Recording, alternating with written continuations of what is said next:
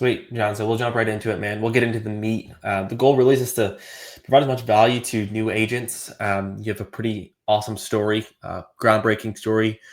From day one to your first 3 months as a life insurance agent, you sold 51.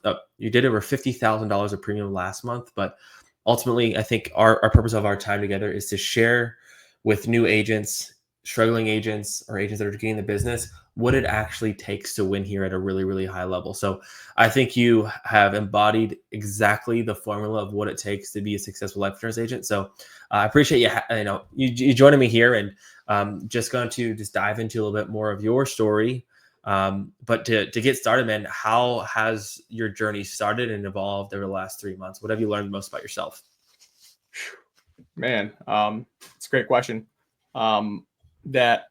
Really, when it comes down to it, I've learned that what you set your eyes on, you can achieve, right? Hmm. And there's going to be trials and tribulations along the way, right? But that's just like little seeds that kind of pop up, and it's those who persevere and move through those thoughts. Seek help, right? Um, you can really do anything that you do set your mind to, right? That's probably the biggest lesson that I've learned, because there's been so many times throughout different journeys where I've let the seeds of doubt creep in, right, Hmm. and prevent me from doing something great, right. And um, this time, there was, back up against the wall, pressure, things like that. So I had to perform. There Yeah, was I know no what you other mean. option, right. And Yeah, so man. that's one of the You biggest did. things. And I think having a coach in your corner too is another amazing thing, right? That you need, right? You need to have something there to be able to bounce thoughts off of, right? Tell you that you're in the exact right place. You're good. Don't worry. And if you don't have that there, it becomes very difficult, right? Because you can let one bad thought turn into two bad thoughts. That turns into a bad day. Bad day turns into a bad week. Bad week gone, right? Yeah, So man. And it wasn't just like this overnight success. Your first like 30 days in the business. So your first month you did like 3,000 of premium, and then last month you did over 51,000. So there's a massive jump there. But what was going through your mind, your first month, and did you ever believe that you could get to a place where you're selling 50,000 in a month, which is, what top life insurance agents do in the industry? To be honest, no, I never thought that I would see Mm. the light of 50,000. I knew that I was capable of doing 32, right? Yeah. 32,000, upwards of 40,000 and things like that. But, um, I had the desire. I think that's like the one thing that is there. Like, I've done very difficult things in my life. Mhm. Starting with weight loss and things like that. So I knew I had what it was, what's there, like the desire, right? If you have the desire, right, to continuously improve, right, Yeah. then um, that was like the one thing. Like, I had the desire to improve in general, right? So I knew that if I set my eyes on it, I could achieve it, right? And I've done things like that in the past, but didn't have like that structured support, that system, Yeah. the intentionality behind it. Maybe my why was a little bit too weak at that time, right? And so Mhm. I think just kind of going through this journey and starting out, I've really developed a very strong why, not only to be a top producer, but everything that comes from being a top producer, right? Yeah. And the list goes on as far as like some of the things that I've reaped through this. I'm better communicator, better husband, Mhm. better father, right? Those types of things, better friend. Those types of things are almost intangible, but they're everything that Mhm. somebody wants, right? And this journey has True. taught me that you can get that when you set your eyes on something and Mhm. really strive for something. So um, That's awesome. It sounds like you just become more well-rounded. The industry's hard, but it's sharpened you as well. When it yeah. comes back to like looking at your journey, like there's a different lens now looking back, but what would you tell yourself in those 30 days, knowing what you know now? Like, what do you think you were just doing absolutely wrong that you would look up and say, like, man, why would I ever do that? Because that could be something someone's struggling with right now. What would you say that it was like you were doing something in the beginning that would be like something you would never do now, knowing what you know? Hmm. That's a good question. Something I would never do that I was doing before, Hmm. that I've really kind of corrected on, is really kind of thinking that I've studied final expense a ton, right? And like being not necessarily, it's good to be skeptical, but Sure. when you get cynical about something, right, that's never a good place to be, right? And so like, because I've studied this or studied that, or I've seen this and I've seen successes here, right, letting that block what's available to me, right? And so like they say come in with a clean slate, even if you have experience with Sure. sales, with anything like that. And so in the beginning, right, there was, and I think that prevented me a lot, right? Like how important is tonality, right? Why are we starting with tonality? We need to get the basics down, right? And I was kind of almost like hesitant to clear my mind of what I thought I knew. Interesting. Right? So Yeah. And so you felt like you had some reserves, like you're coaching, you're like, man, maybe I don't need to do that because I think that's not the right thing. So like even just letting your guard down, just to listen to your coach, that was a challenge for you actually. It's just it was. Yeah. interesting. Yeah, What it was was. mainly the tonality that you struggled with? Trying to adapt to that? Tonality. I've been in different managerial roles before, right? And Yeah. so, kind of putting my ego aside was very Mhm. difficult for me, right? Yeah. And like, how could somebody that's, 25, 26, 27, like, know this and I don't know this. Like I've done this in my life, so it's just Mhm. those type of things that if you do come into a career like this, if you want to be a life insurance agent, you have to like, it's the hardest thing to do. You may have to have like a spiritual walk there and just say, hey, let me receive, right? Let my heart be open to receiving this. It's nothing Mhm. against me personally, right? Mhm. They're here to help you do everything that you've said, you've expressed that you want it, right? Sure. And Yeah. so, yeah, That's huge. interesting. So you're basically saying that the level of coachability really determined your success in the beginning. Because if you didn't take that advice, you might not have been here, be here currently getting the results. But it's just letting go of what you know in the past. Like true obstacles your first 30 days. What was like just technically skill wise one of the biggest obstacles that you had to overcome, and how did you overcome it? And you can even put this into focus of what you see most agents struggle with in the first 3 days. That could be like a tonality, could be underwriting, that could just be the habits. Like, what was that one thing that you really think that you struggled with in the beginning? Distractions. Okay. Yep. What do you mean by that? Distractions are everywhere, honestly. Sure. Right. Most individuals that are getting into the insurance industry, especially now that it's remote, right? You're not in a structured building where you have to clock in at a certain time. You have the freedom and the flexibility to pretty much do Mm-hmm. whatever you want, especially if you're working from home, Mm-hmm. right? And so, and even the computer in front of you, Yeah. right? Right? Like, how easy is it to go down a rabbit hole? And I still struggle with that today.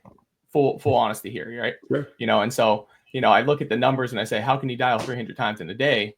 Right? So I had to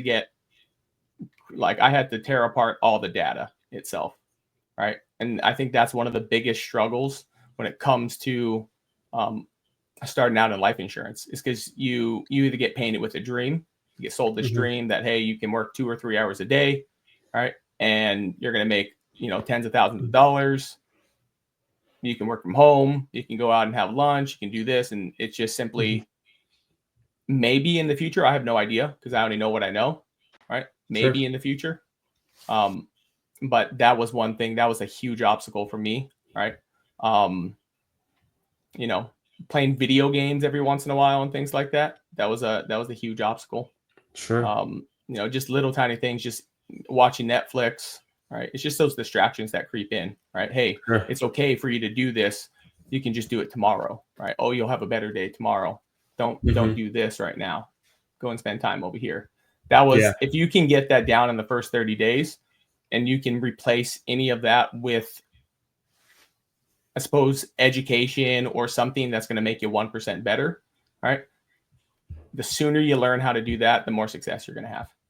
Love that. Yeah. Not anything sexy. It's just like kill the things that are just distracting you.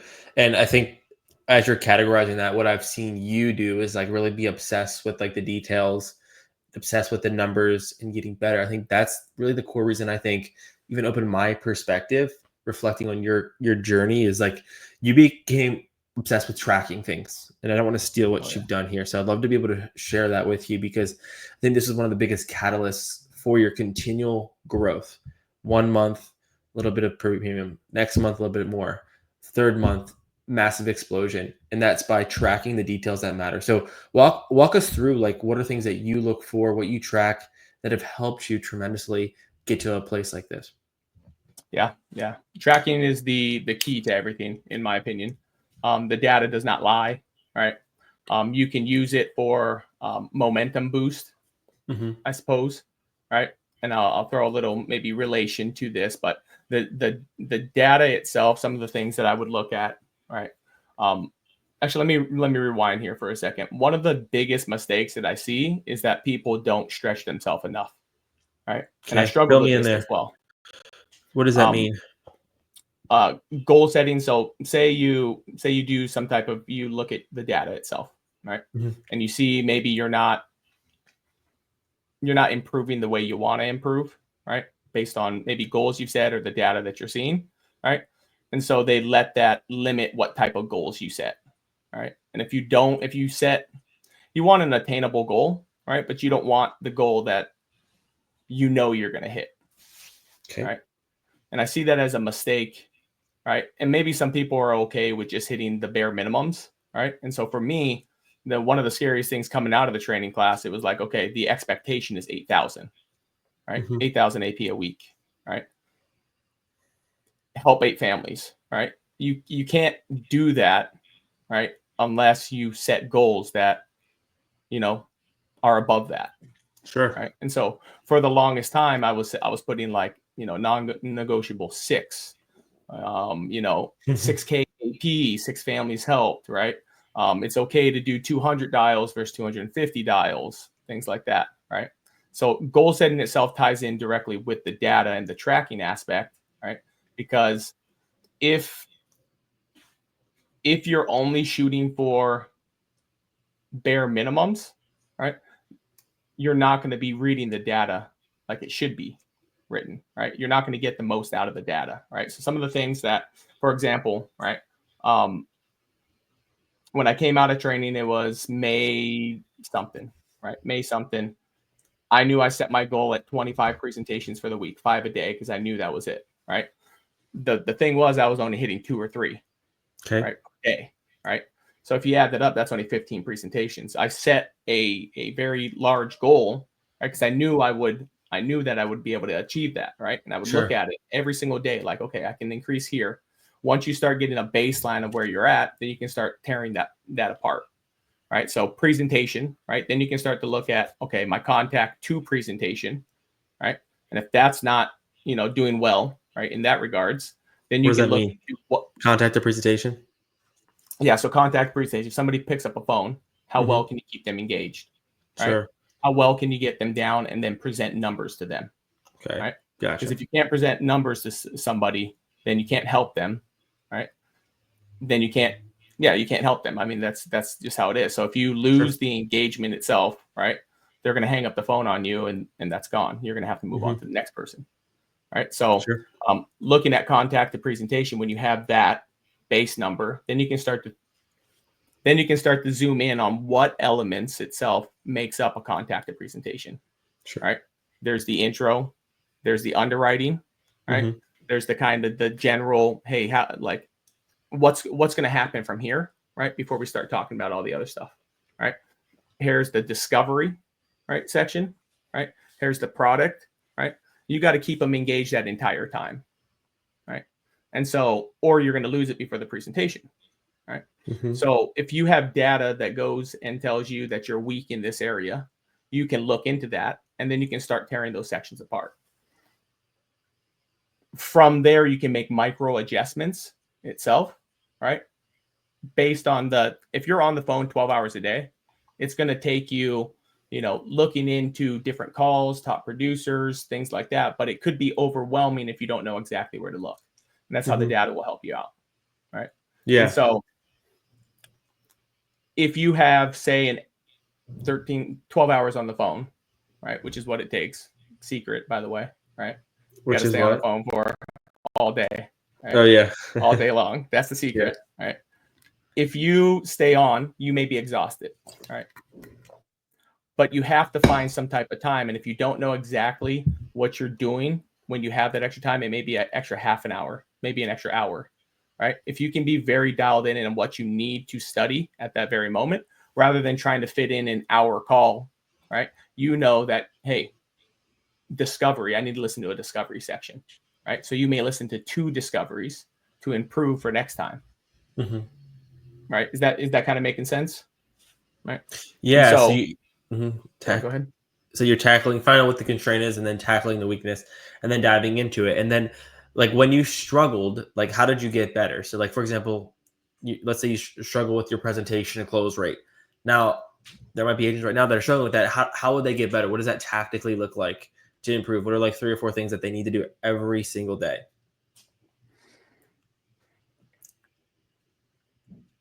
So the steps to improvement on something like that, contact the presentation, right? 1, look at the number, right? Figure it out, get a baseline of where you're at.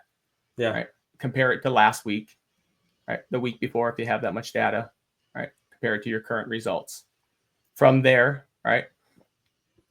From there, you need to be aware that something is potentially wrong in there. Maybe it's if you don't feel comfortable in an area, right? Because if you're doing this by yourself, right, which a lot of insurance agents don't really have like that support system to be able to do this, right? That guidance itself, right?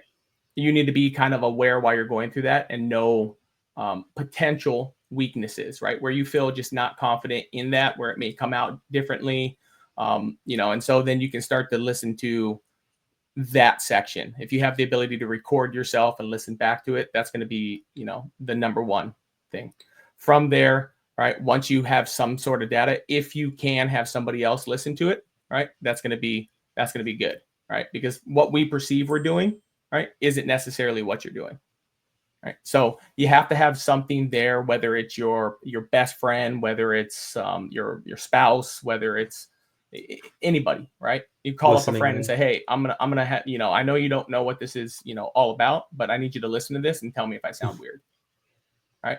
Even that bit of tearing apart right there. So you have what it looked like, what you're doing now, right? Then you have somebody do it, and then you re-enter at a different level, right?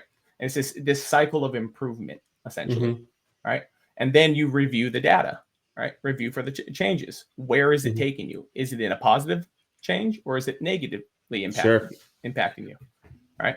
That's going to be, and you have to be really obsessed with this. Like you set a goal at the beginning of the week, you're looking at it every single day, right? Every day, right? That's Monday, Tuesday, Wednesday. Because if you set a goal at the beginning of the week and you're not keeping up on it, you're just hoping that it's going to change. Yeah. And so that's basically the cycle of improvement itself, right? Locate something, right? If you can have a coach and a mentor in this, it's going to be 100% better, right? Yeah. The other thing too is I mentioned the desire to improve consistently, right? You have to. Most people, they say, I can't take feedback. I can't do this, right? And that's not necessarily true. What it comes down to is they're unwilling. They're unwilling to hear the brutal truth without taking it personally, right? Because I remember when, my coach told me I sounded weird. Dude, you sound weird on the phone. What are you doing, right? And I knew he meant that because I knew his heart in general, right? I knew that wasn't true. That's just the way that it came out. And I knew it wasn't against me. It's based upon, right? It's based upon like all of the information he has, all the coaching he's done and things like that. I knew it wasn't like you're being weird or anything like that. It just sounded weird. It's the way that it's structured together, maybe my verbal pauses, whatever it is. And if you get defensive in that regard, you're not going to hear what's actually being said. Right. Right. So you have to have the willingness to accept brutal feedback, or else you're never going to actually change. Yeah. Right. And so at the end of it, it's like learning a skill, right? If you are trying to put on muscle, right? You go to the gym, you get a personal trainer, whatever it may be, or maybe you might look up some things. Somebody tells you at the gym, hey, if you want bigger arms, you got to really control the eccentric portion of the movement, right? The lowering of the weight, right, itself, right? And if you take that as like non-guidance itself, right, and you either rebuke the entire thing, or hey, this guy doesn't know what he's talking about, right, or worse yet, reflect and say, wow, he just called me weak, right? He called my arm small, right? You're never actually going to implement what he told you, right? So it's that desire and that willingness to be able to separate yourself as an individual from the skill that you're trying to learn. Absolutely. Right? Yeah, that's so good, man.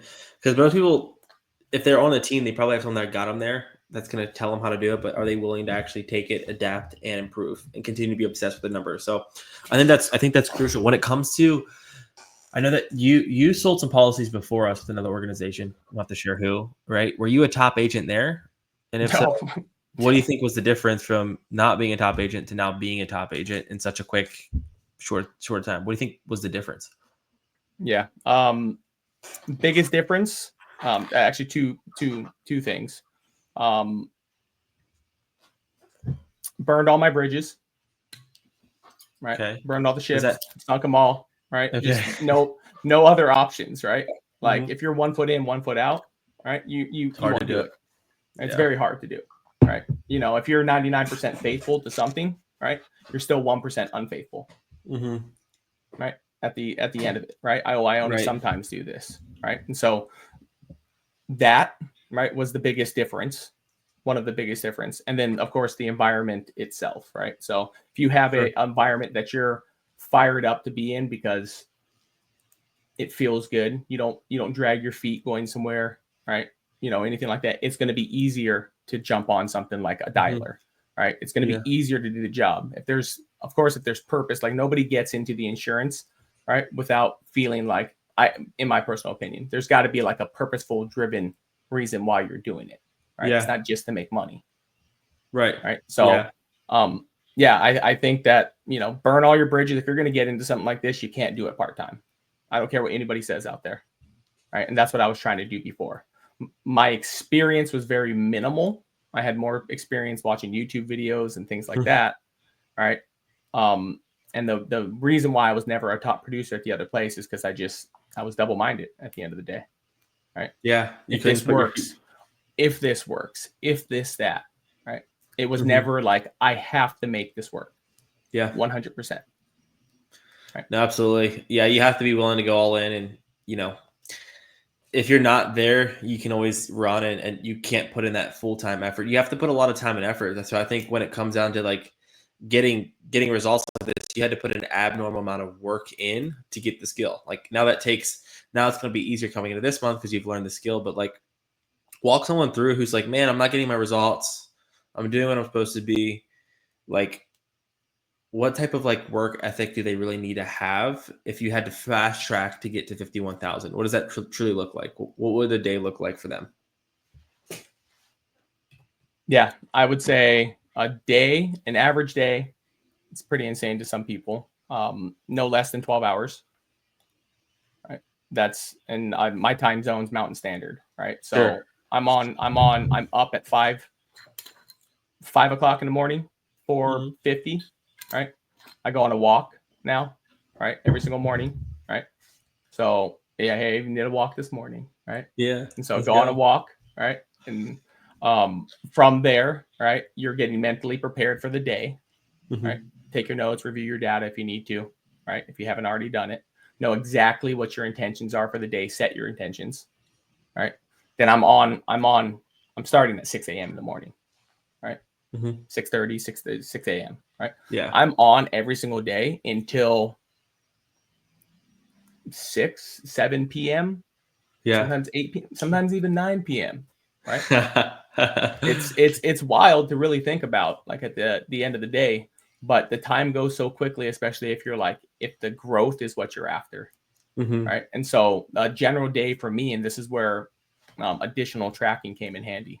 So I was looking at some of the other individuals, how many dials they were doing, how many dials I was doing, looking to the presentation aspect, right? And I started reflecting very heavily on my day, right? Sure, I was sitting at my computer for that long, but was I truly working is the thing, right? So 12 hours of sitting at the computer may equate to 8 hours of working. 8 hours of working, right, may equate to 4 hours of dialing, right? That's terrible. You don't want that type of ratio, right? When I started looking at things, I started breaking down, okay, if I'm doing this, right? If I were to be able to cut out lunch, right? Let's just say, for example, I was taking an hour lunch no matter what every single day, right? So that was part of my daily structure of my 12 hours. I was taking an hour lunch, and I came to realize that even that hour lunch, I didn't earn that hour lunch, right? I shouldn't be taking an hour lunch, right, if I didn't earn it. So I had to look at things like that, and then they became 45-minute lunches. 45 minutes became 30-minute lunches, right? Now I barely take a lunch, right? It's Right. like I'm like eating a protein bar, I'm drinking a protein shake. You have to be so obsessed with the process if you want to turn something that's going to take a year to learn into 3 months, right? You have to do things like that, right? I was looking at how much like after, I helped the family out, right? How much time it was taking me to get back onto the dialer. And it wasn't doing anything other than like, maybe discussing, things over, we use Zoom, right? Yeah. Right. Discussing things over Zoom, kind of like looking at things like on the data portion itself, right? And that can be reserved for a different time, right? And so, I mean, yeah, you just have to be like willing to tear apart things and make changes. That's what it really comes down to. And you have to be in hunt. You have to be in the hunt mode all the time. I think that's really cool. When you were sharing that, it reminded me a lot of my journey, because it's easy to get distracted. It's easy to pull you away. But like after you make a sale and then you're dispositioning or you're eating your 30-minute lunch, the guy that you're going after is on the phones. And I'm like, yep, that doesn't fit right. Especially if you want to win and you want to be competitive. It's like, damn, it could get that one inbound call that's a laydown that I could have just got, but I wasn't here, And that's like what I always wrestled with too. It's like I can eat with my headphones on and be ready for an inbound call. And then if someone calls in, I just stop eating for a second and then just take the call and then close them. And then it's like one extra deal, and it wasn't that hard to make. So there's a lot of different advantages when it comes down to being efficient that can get you more at bats. Absolutely. 100. Yeah, dude, that's awesome. I think that's so important. So you talked a lot about like the data, the numbers, the efficiency. Is there anything else, the title of the video is what it takes to really win in Final Expense. What else do you think it really takes? You talk about the obsession, going all in. You talk about tracking your numbers, how you structure your day. What else does it take to really win in Final Expense? Mindset, a positive mindset every single day, right? Because like I discussed, right? If you have a bad thought, everybody has a bad thought. But what do you do with that bad thought? Right? Yep. This is going to tie directly back into data as well, right? Which is why tracking, I believe, is the number one aspect to if you want to increase at a very, very high percentage, right? Very high rate, right? And so the mindset aspect, right? One thought turns into two thoughts can turn into a whole day can lead you, a week to a month, and then it's all gone, right? And so the mindset portion is so important. And for me, right, of course, I have, coaches and I have other individuals, that I have access to, right, which is really nice. Some people may have a mentor on the outside, some people, whatever it may be. For me, it was numbers that kept me in the game as well, right? I was so obsessed. Now we have awesome tracking things, right? Mm-hmm. But I had an entire spreadsheet, right, with how many dials I was making, how many dials converted to a sale, how much, how many presentations would convert to a sale. I had a rolling average. That was like a Excel formula and things like that. That really, and why that was important is because when I had a bad thought, right, I could look at the number, right, like, I don't know, why did I mess that up? You can just kind of get into this negative headspace. And I was able to look at the data and say, well, right now my dials to sell was 90, and that was only 45, right? So that was not my person, right? That's not my person. It's okay, right? So good. And just move on, right? You just move on. And I really learned this concept when I was out knocking doors. I sold solar in the past, right? I've sold cable internet as well as cell phones door to door, right? And really what I learned was in the solar industry, right, as a setter at one point in time, I'd get paid a flat rate of $1,250, right? $1,250, right? For setting an appointment that sold, right? And I came to realize that it was about every 50 or so doors, right? That one set would turn into, I would set maybe 3 or 4 appointments, right? And at first I would blame the closer for not being able to close, right? But it's just part of the equation itself, right? Not every single individual that you're going to knock on is going to turn into something, right? They have their own thing, but what I could do is control what I can control, right? And that was looking back at the data and saying, hey, every 50 doors that I knock on, right? If I look at my little neighborhood map thing, every 50 doors equates to a sale, right? So that means that every single door that I knock on, right, is $25 per door. And I started to use the data. That's cool. To go ahead and motivate me, right? Hey, no problem. Thanks for the $20. Hey, thanks for the $25. Hey, thanks for the $25, right? Every single door, because I knew that it was coming that much closer. And lo and behold, knock, knock, knock, right? Boom. There it is. Right. And so you could use that to say, all right, what do I need to make, whether it's, a car payment, a mortgage payment, or anything? How many doors do I need to hit this week? Right. And you use the data to keep you in the game. It's something that I think people don't do is because they don't know how to, right? They truly don't know how to, right? Because there's so many different variables that kind of come into things, right? Now I've been blessed with I don't know if I've been blessed, but math comes easy to me. Reading data comes relatively easy to me. I can make correlations, things like that. And I think that just a lot of people haven't been either taught or don't have that natural either ability or inclination to do something like that, right? And so they're missing a big chunk, right, of how to improve, right? Somebody will say, oh, well, that's not how you do it. You should be doing it like this, right? And they may provide an example, but there's also well, how did you learn how to do that, right? If you can relate to if a coach or a mentor can relate to the how itself, it becomes a lot easier. Right. And so, your mentality comes from knowing that there's a sale coming, because you just focus on the numbers, and it's not a no, it's just one step closer. And I think a lot of people talk to do that. Yeah. I don't think a lot of people have good data. I don't think a lot of people have their numbers. I think a lot of people don't have a good system where they can build that repeatability. So I think that's so crucial with,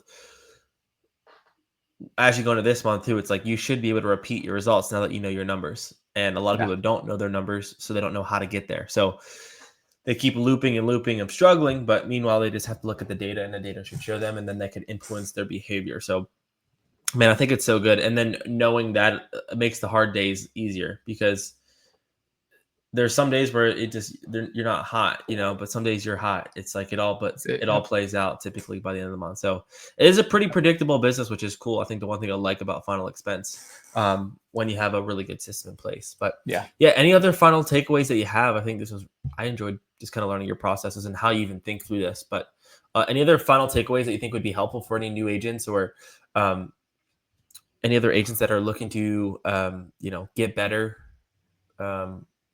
Or any advice that you wish you knew before you got started? Yeah, probably the biggest thing here, and everyone has constraints, right? So maybe you're not going to be able to wait, do 15 hours, right? I know a lot of people who might be watching this won't know me, right? I have a 16-year-old son, right? I'm married, right? I have a 2-year-old daughter, right? We have another child on the way, right? And I think one of the things that I'm the most blessed for, right, is having, the system here at home, right? My wife, bless her heart, right? She has provided care for our son, care for our daughter, a distraction-free work zone. She knows when I'm working. She's motivating me, the entire time. She wakes up with me, right? She asks me about my day. She's generally curious, right? Of I could tell you right now, she knows the people I work with, right? If I say someone's name, she'll be like, oh, the one with 4 kids, right? She generally knows that, right? Yeah. And so I think that's really important too, right? To know what type of constraints you do have, right?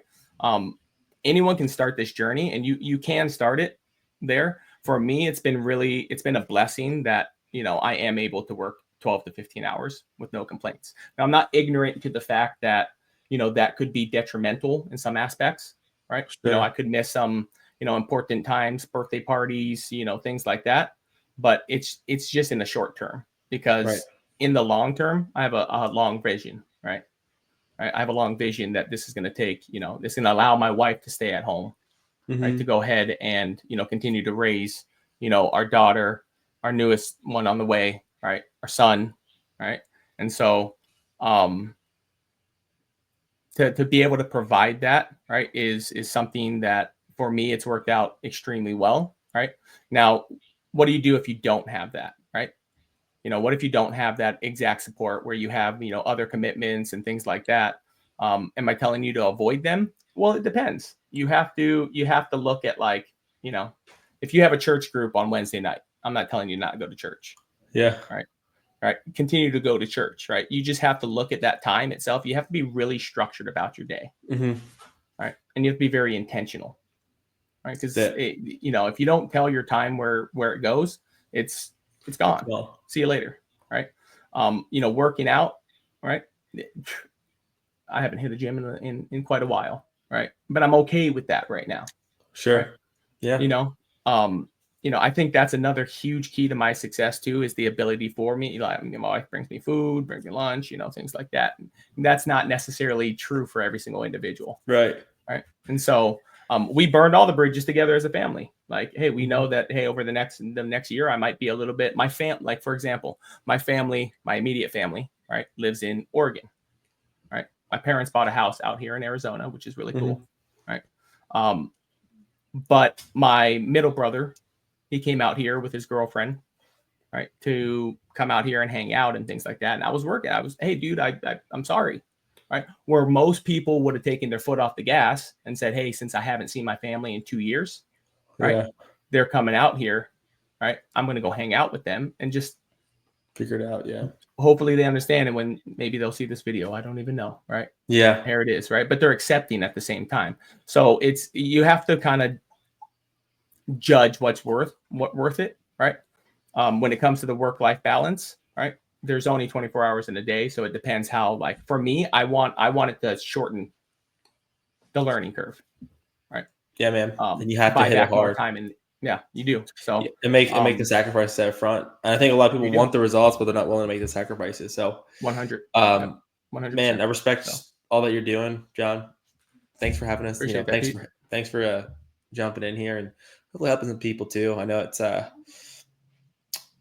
it's hard to learn from great people, and I think they can take a lot from your story. So I really appreciate you being able to share that. If people want to hit you up, you got an Instagram or something, they can message you if they want to learn more about your journey. Yeah, I do have an Instagram. I'm not one of the individuals that I'll respond to people. I don't post a lot of things on there, but I'll respond to people. All right. Yeah. If you were to ask me what I'm going to pull out my cell phone here. If you were to ask me what, I don't even know what it's called. Like your name on Instagram, I don't even know. Oh yeah, your name. Mm-hmm. Yeah, my tag. It's John Oliveira 41789. We'll drop it in the links below. Don't worry. Yeah, we'll put it in the chat. There's your spelling of your name too. So I'll put it in the description of the video. John, yeah, cool. Thanks for joining. And if y'all need questions, ask the man himself. He'll help you out. Appreciate that. Appreciate you, Peter. Yeah, I really do.